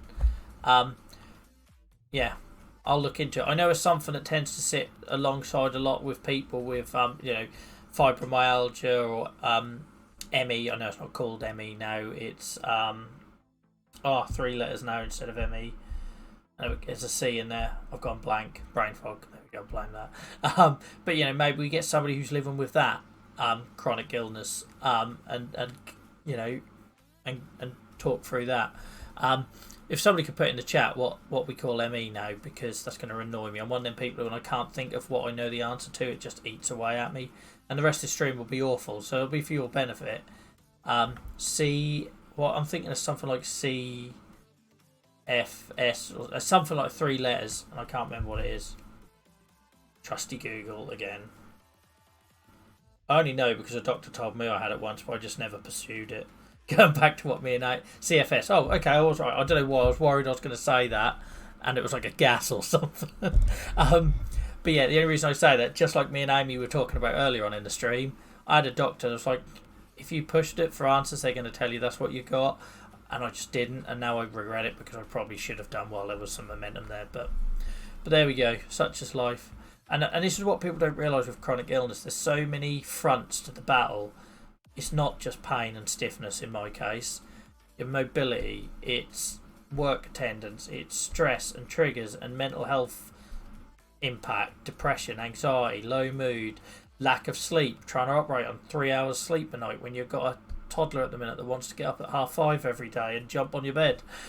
And you're fighting all these battles on each front, and then people wonder why you didn't push getting that CFS diagnosis, or why you didn't push more back on the brain fog thing.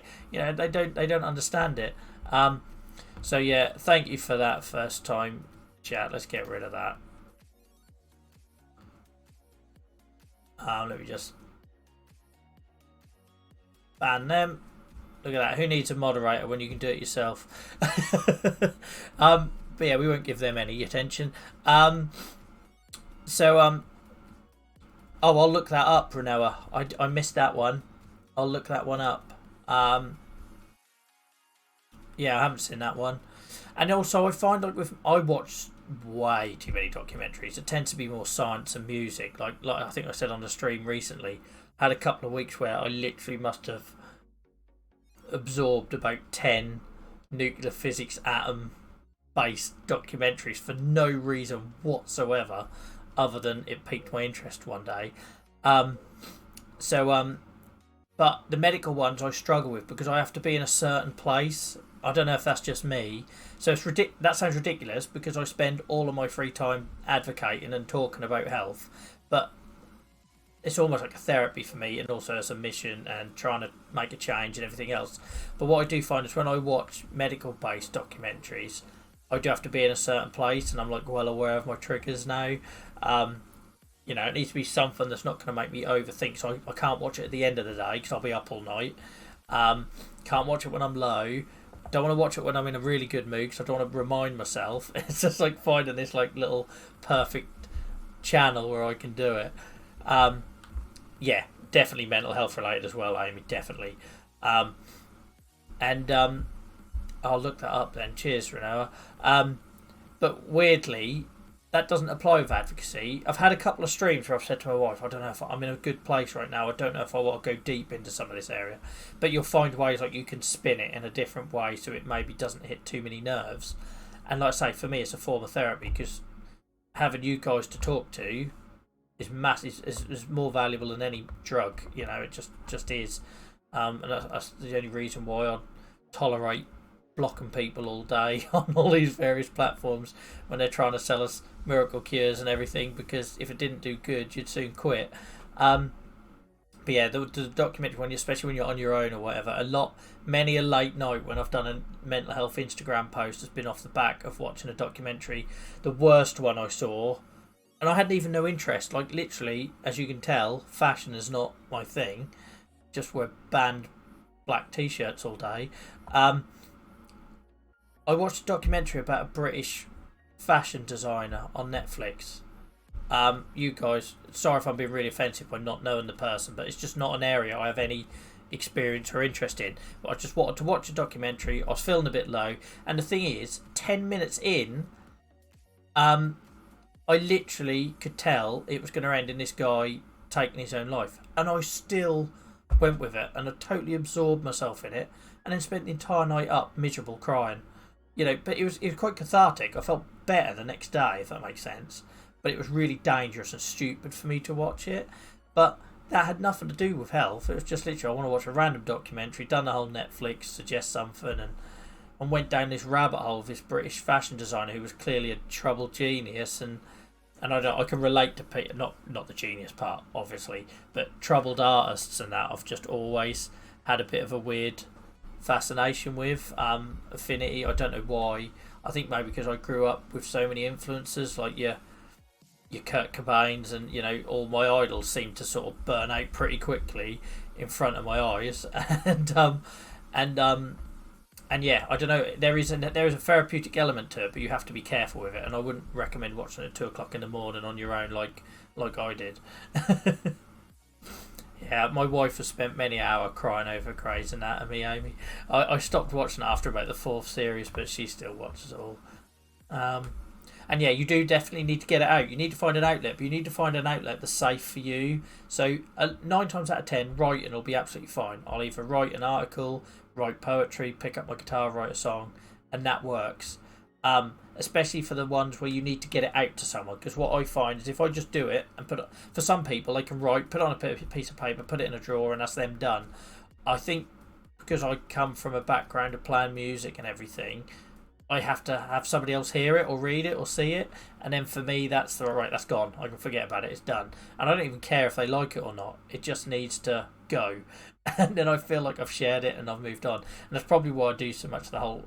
I was inevitably going to fall into the advocacy stuff because at the heart of it, it's sharing your story, sharing your experiences. But yeah, what I would say is that sometimes that just doesn't do it for me, and sometimes it needs to be a lot rawer and needs to really press your emotional buttons. And you'll start writing and realise unless you're snot bubbling, that's not going to work. So that's when I then tend to go down rabbit holes for documentaries. But yeah, I wouldn't recommend them at the end of the day because I do that far too often, and it always ends the same way. But it works the next morning. But I haven't hid the fact that over the last couple of years I've had some rather terrible negative thoughts, totally out of my control.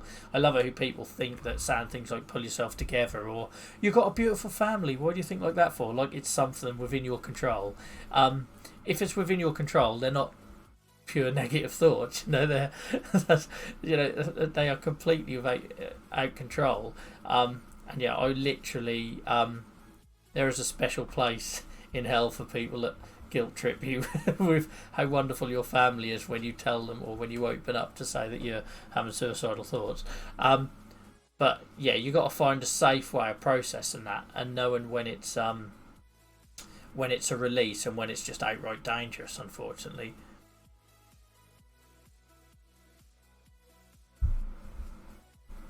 What's everyone's week looking like? I say this and feel a bit guilty because I know I'm not at work tomorrow, and that's ridiculous. People on the internet, some of you I've never met, still all class you as friends, but you know what I mean. Some of you I've never met, and I'm feeling guilty because I'm not going to work and you guys are. Like that is how messed up chronic illness can make your thinking. But it's true. But yeah, so what's everyone's weeks looking like? Are we looking forward to it? Are we?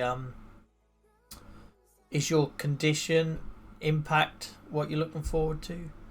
I start working a new team tomorrow. Are you excited about that, Malika? No doubt some anxiety, I'm sure. But is that an exciting change? Yeah, I hope that goes really well too. And I promise you, Malikath, I will not DM you any more not safe for work memes. I think that's healthy to be change. Just change can be enough to make you nervous. Oh, that's good though. So at least that's something. That's not like a forced thing. It's something that you want. That's good. Oh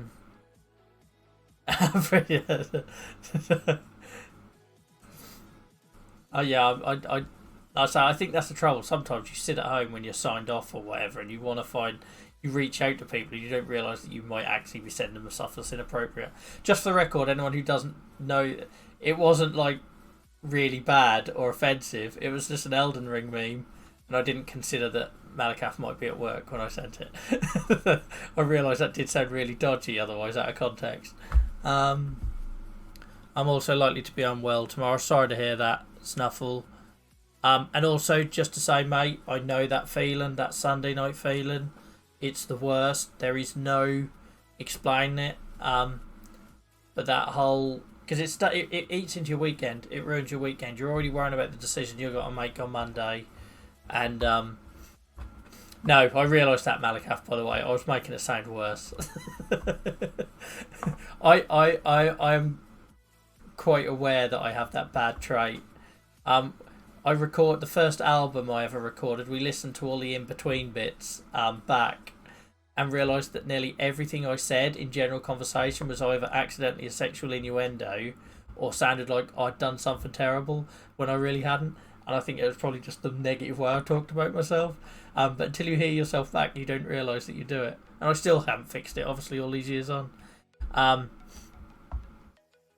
So Amy, you're on placement tomorrow and go a different placement, just stay different things. So again, yeah, that can be a little bit anxious, can't it? But you'll be fine. You're lovely, and I'm sure you'll fit in. But yeah, just say, Snuffle. I know that what that feeling is. I would already know. I would finish work on a Friday night and know I was so ruined that 2 days would not be enough. And this used to be the little trap I'd fall into. I'd work myself into the ground Monday to Friday. Die on weekends, and then go to work on Monday and be miserable, and it was a cycle. But the trouble is, on those weeks where I really did know that Monday was a bridge too far, it ruined my weekend. And what I would say is maybe make the decision earlier when you can. I know good-natured humans and everything, we tried, because I was the worst for trying to go right up to the last possible minute before I called in sick. But all that done was ruined my Saturday, it ruined my Sunday, it ruined my Monday morning. I'd then be anxious as hell waiting for an email back, and it just... So sometimes it's sometimes better to be proactive, and if you know on that Friday night, Saturday that it's not going to happen, get the conversation in early. But as humans, we like to avoid things. I'm well aware of that. I'm the best at that. But yeah, I hope you have a restful one tomorrow, whatever it looks like, Snuffle. Anyone else want to tell us what they're doing for their week before I sign off on you guys tonight? Like I say, you do realise that these Sunday night chats now just become part of my therapy, so we can't ever end them now. It's like, even though I said I was having wobbles about doing it tonight, because, like I say, I've got a lot of things going on which we don't need to go into anymore. Yeah, it's definitely been as helpful for me as hopefully is entertaining and helpful for you guys as well. And I'll try and line up another guest. Maybe we do it so every other Sunday we have a guest or whatever, just so it isn't always me talking, because I think that was just amazing to sit and listen to Ashley's story last week. I should have a day off placement last week. I had an awful cold, pushed through because I didn't want to miss out on anything. Said, and I'm crashing. Exactly, Amy. Anyone with our conditions that uses the term "I pushed through" or tried to ride it out, or it unfortunately tends to only end up one way, doesn't it? And like I said to you guys on my stream, was it last week, maybe the week before, where for me all the red flags there. It took my wife kicking me up the arse and making me go to the doctors, and I thought they might sign me up for a couple of days. Didn't know it was going to be as long. But I knew that's what was coming, because all my indicators were there. That whole working, so I'd do a week, work Monday to Friday, really suffer on the weekend. Then I'd maybe work Monday to Thursday. Then the next week I wouldn't be in on the Monday, and I'd maybe do Tuesday, Wednesday, Thursday, Friday. Then the next week it was a 3-day week. Then the next week it was a 2-day week. And it's just, mine is so predictable. And I still don't learn, Amy. I still don't stop when it gets to 3 days and say, right, pause, because we all know where this ends. I still keep going until the burnout single day, and and unfortunately on this occasion it was even worse. I just completely crumbled, and that is like we discuss in pain management a lot. It's one thing understanding your triggers, there's another thing understanding your the signs, the warning signs. But actually, as humans, trying to change habits of a lifetime and personality traits, that is a lot harder. So don't be too hard on yourself. I say that knowing full well that I'm the worst person. I'm like the biggest hypocrite, because I don't follow my own advice. I talk about stuff I learnt with the pain management team every single day to you guys or other people, and I still don't. I get it wrong. And I think that's important to remember that you're human, and we are going to make mistakes, and we are going to get it wrong, and we are going to cock up our pacing, or we are going to think it's just a wobble and then it turns into full-blown flares, because having wobbles about it is part of therapy. I've never heard that expression before. I don't know if you said that or me. I lose track when I'm waffling, Malik. I'm sorry. But that is that. I think that is just knowing that them bumps in the road are unavoidable. It's how you respond to them, isn't it? It's like I say, it's how you recognise it, but then how you actually act on it. Because I'm very good at recognising it. I could be a therapist at knowing how I tick. Like I recognise all the signs, but I don't always act on it, and that's my problem. But I think the thing is, Amy, that's absolutely fine as well, as long as you're honest about it. I think where it wouldn't work is if I sat here with all of this advice and awareness and made out I was like this perfect person, but the fact I just don't filter it, and I say that where I fail, and again, like we talked about on previous streams, that's where I tend to have run-ins with people that only want to do the glossy successes, look how wonderful my life is with chronic illness, because we all know that a 24-hour day doesn't look like that for every single minute, and it paints unachievable picture for anybody that's either starting that journey or having their first big wobble. Like we talked about, like my first big flare back after uni when I was in the workplace. I was completely unprepared for it, and everyone around me was just carrying on like my arthritis was never going to come back. And that's the bit that worries me. If I just portray all the successes, then I'm setting a bar that's impossible for anyone with my condition to meet, because it's not reality. It's just not. You know, we can all celebrate the wins, but we're also got to talk about how we cock up as well. And I do regularly, routinely, on a weekly basis. Well, I hope it all goes well, Malikath, tomorrow, and yourself, Amy. It's all changed for everyone tomorrow. I hope you have a restful day, Snuffle. I'm trying to think if I've got anything in my diary at all. Oh, we booked our first family holiday for a couple of weeks' time, so at some point I'll be taking a week off from streaming. Week of 6th of June. Just advance warnings for your diaries. Not that I expect anybody to be keeping a diary of when I'm streaming, but it's a turn of phrase. So yeah, so we've been putting it off and putting it off. The whole I was really clear with my wife when we knew we had to make a decision with my dog. I was like, I want a family holiday because, you know, Dylan's 3.5 now, and the dog's always been an issue. I could never have the heart to put him in kennels. There was issues why he couldn't come with us, and which I'm not going into.